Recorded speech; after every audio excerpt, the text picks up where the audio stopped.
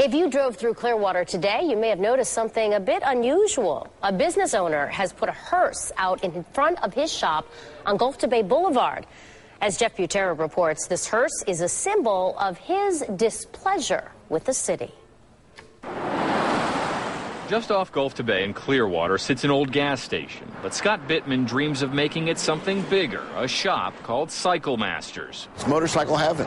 Scott wants to make money selling motorcycles, but every day he's actually paying money to sell motorcycles, a $250 fine a day. I did not know Clearwater was such a stickler. See, this property sat vacant at least 6 months before Bittman bought it in 2008. So, according to a Clearwater city ordinance, he now has to get the property up to current building code standards, not just the standards when the building was originally constructed. On this specific property, there needs to be some signage improvement, some facade.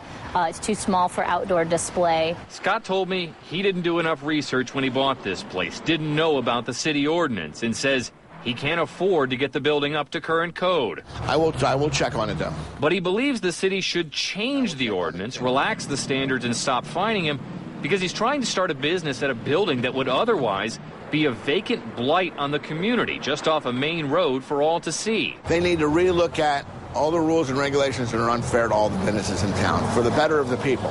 Otherwise, it's going to go back to the chicken wire on the building and the weeds overgrown 6 foot through the yard. When I talked to the city, though, they stood firm. They say Scott needs to meet the code, and that's it. And the reason we do that is to keep up the quality of life of the neighbors. But Scott still feels disrespected by the city of Clearwater, and he's responding in a rather visual way.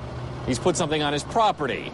It's not a car. It's a hearse, symbolizing the death of his business, which he can't keep afloat if the city won't change its law. Jeff Butera, ABC Action News.